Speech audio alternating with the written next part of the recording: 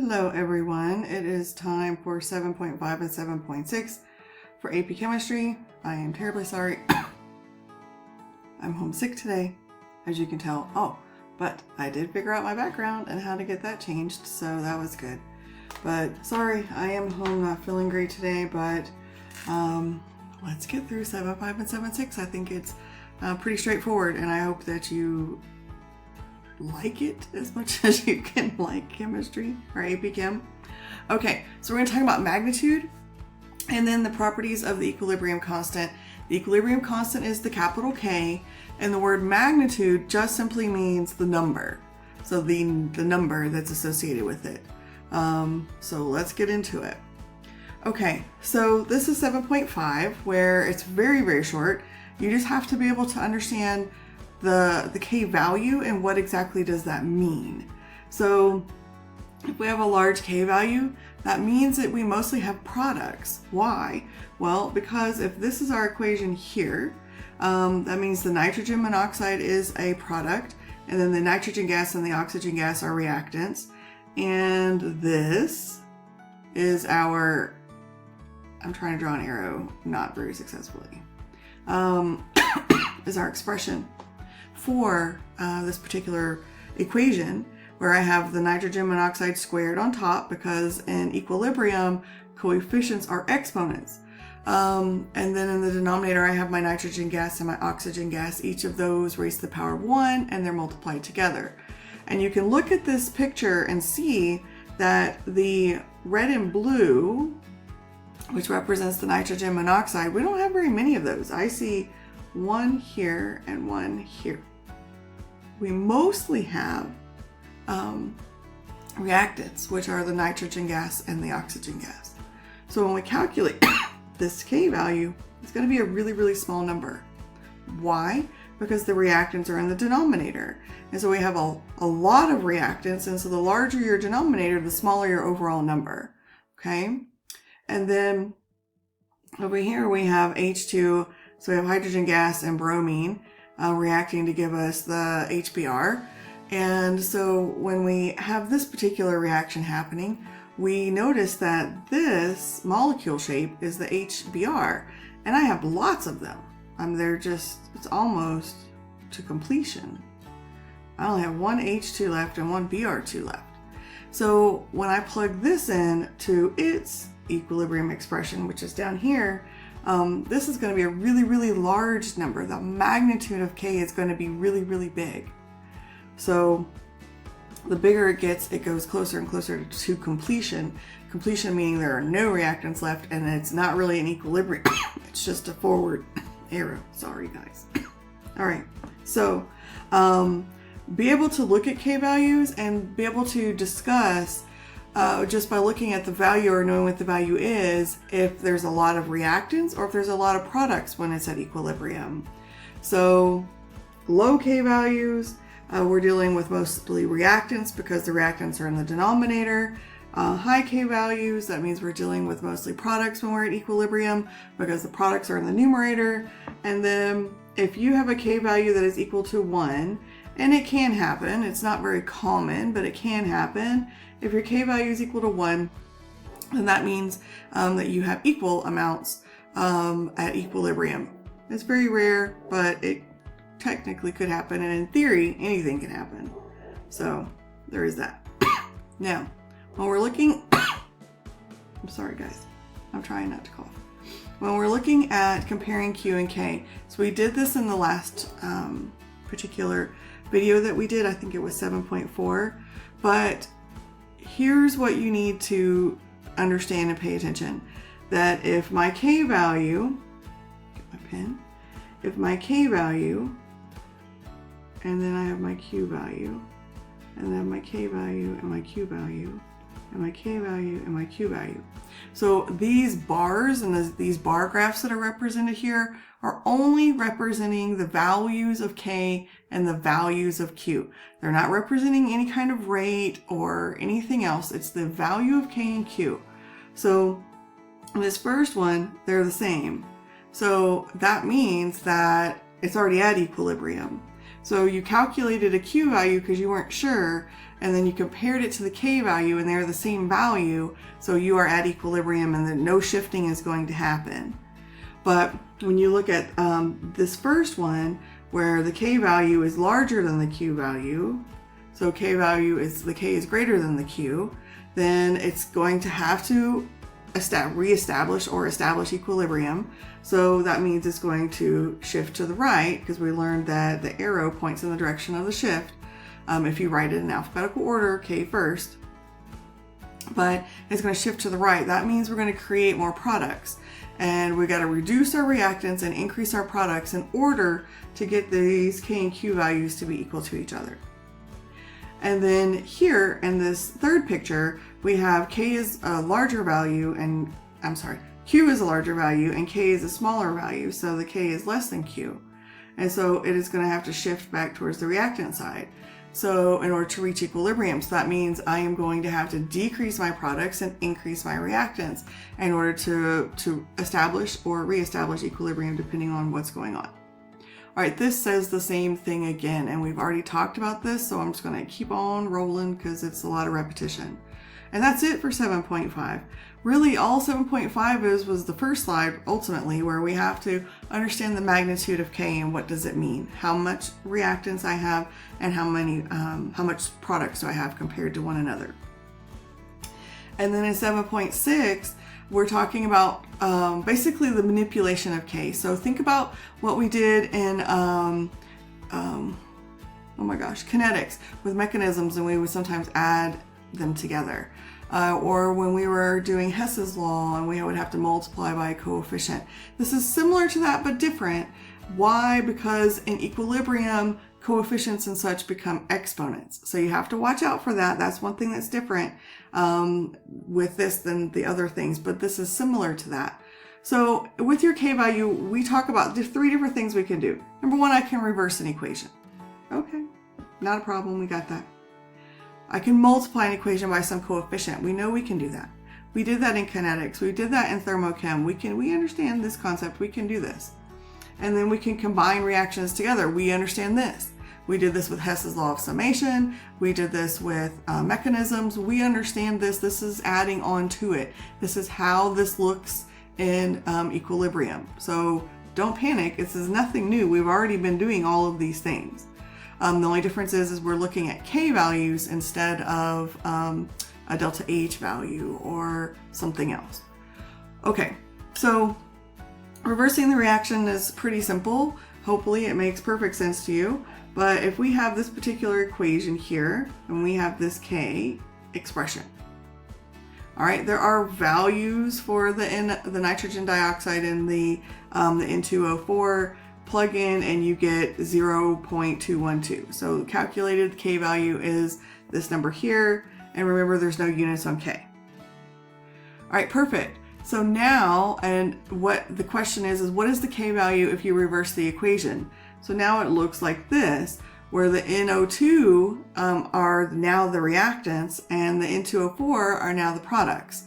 So what happens to the K value? So what you have to do is think about what does that do to the K? This is a new expression, but what is the relationship between these two? And the answer is they're inverses of each other, right? So it should make perfect sense to you that if I inverse the expression, then all I'm going to do is inverse the value of K. And so the inverse of 0.212 is 4.72. Easy peasy. Inverse the equation, you inverse the K. Should make perfect sense in your brains, okay? Now this one can be a little bit tougher. And this particular one, they're throwing the tough one out right away. And so I'll talk about, once we get through this slide and the next one, how AP will work with this. So if we're going to multiply an equation by a particular coefficient, well, first things first, let's take a look at what's going on. We have a particular reaction, which is here, and we have 2 moles of H2, 4 moles of O2, and 12 moles of H2O at equilibrium. So they're giving me equilibrium concentrations. So it's in a 1 liter flask. Please pay attention to that, because that for me, that means that these moles are also molarities.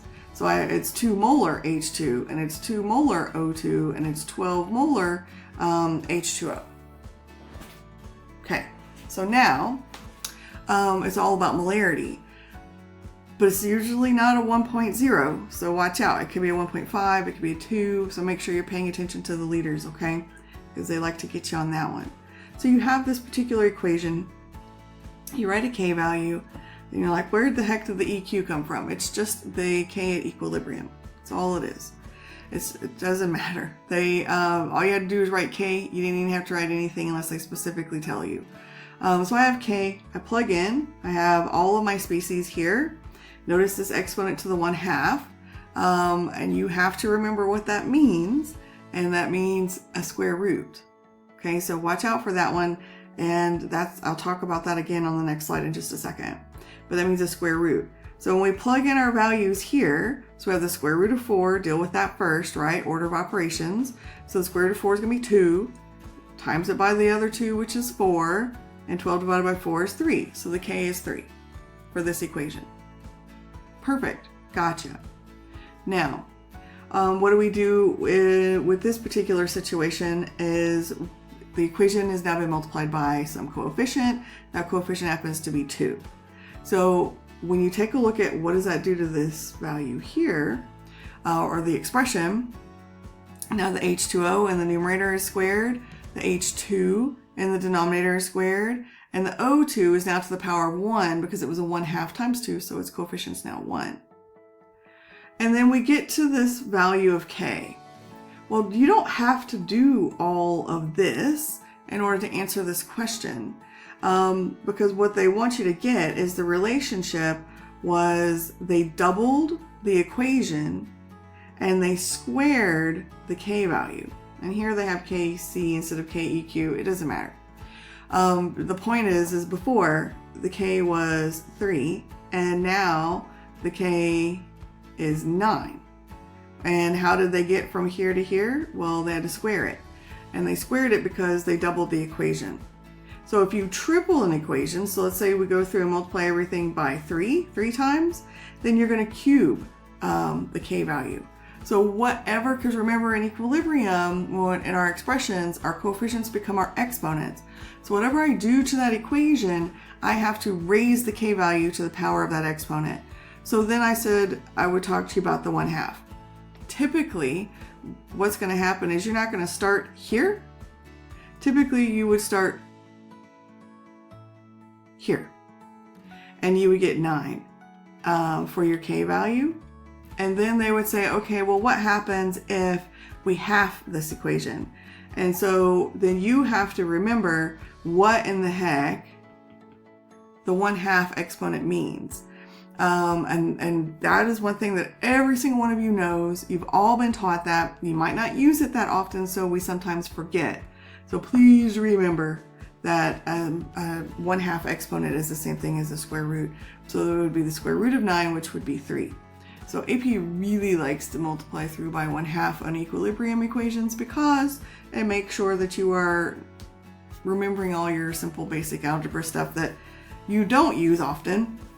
And so we have a tendency to forget. Okay, so we did reversing the equation, we did multiplying by a coefficient, raise it to the power. Now we're going to combine them. This is not that hard. So let's take a look. This is a lot like a mechanism. The difference is we have equilibrium values over here on the right hand side. So that's just a little bit different, but we have equation 1 and equation 2. So these could be like elementary steps. And what happens is this bicarbonate ends up canceling out. You have an overall equation down here. All right. But for each step, they give you the K values. They didn't give you the constant, sorry, I went a long time without coughing. They didn't give you the concentrations for you to calculate them. They gave you the K values. And they're testing you on do you know what to do and how to solve for the this K for the overall equation. And it's real simple. And I know it's confusing because what are we doing to these two equations? We are adding them together. And so some people are like, oh, I should just add these? No. I add them together, then what I do with the k values is I multiply them. So it's right here. So if I add two equations together, I multiply them. If I have to, in order to manipulate the k for the overall, right? So if I have elementary steps and I have my k values, which I did, and they are here and here, then once I sum them up, I want to know the overall k, which is here. Then all I do is multiply those two k values together. This overall k is actually, all of these k's are really, really, really, really small. They're all super, super small. So what that means is you need to think about, is that going to be a reaction that falls really heavy on the product side or that falls really heavy on the reactant side? Think about that. If this is a really, really small number, is your numerator bigger or your denominator bigger? Think. Denominator is bigger. So this one has equilibrium lies to the left. That means that the equilibrium is, there's more reactants on the left-hand side of the equation than there are products when it's at equilibrium, okay? So that's the 7.5. Okay, so this is a summary, and all of this is just telling you that all of these rules apply, whether it's KC, KP, or Q. It's all the same thing. So if we reverse an equation, we inverse the k value. That one makes the most sense, I know. We multiply by some coefficient, we raise it to the power of that same coefficient. Watch out for the 1/2. If I combine the reactions, then I multiply the k's. That's probably the hardest one for people to remember. But usually if they ask you on a question, they're going to do multiple things at one time, and we'll work a sample problem for that. But first thing, let's take a look at a 7.5 problem, and then we'll do one from 7.6. All right, so given the following reaction, what can be said about the relative amounts of the reactants and the products when you reach equilibrium? And explain. That's one thing you have to really focus on. Okay, so let's take a look at this k value. All I really care about is this, 10 to the 7. Is that a really big number or is that a really, really small number? And hopefully you know that that's a really, really big number. That's a big, big, big, big number, right? So if you have a large number like that, remember, products are on the top and reactants are on the bottom. And yes, there's more to it than that. There's concentrations and coefficients and all of that. But break it down to bare bones. It's products over reactants, right? And so if my k value is a very large number, that means that my products are large. That means I have a lot of product and very little reactant. So that means that when we are at equilibrium, that means I have more products than I have reactants. So it says what can be said about the relative amounts of reactants and products. So that means I have more products than reactants at equilibrium because, okay, the k value is very large. If you just said large, that's also okay. The k value is very large. And then somehow talk about what that means, like algebraically speaking. So the k value is very large, therefore, in the expression, don't say equation, it's an expression. This is an expression. And therefore in the expression, the numerator is larger than the denominator. I'm going to explain this whole thing to them so they know that I know what I'm talking about. The numerator is greater than the denominator, therefore there are more products.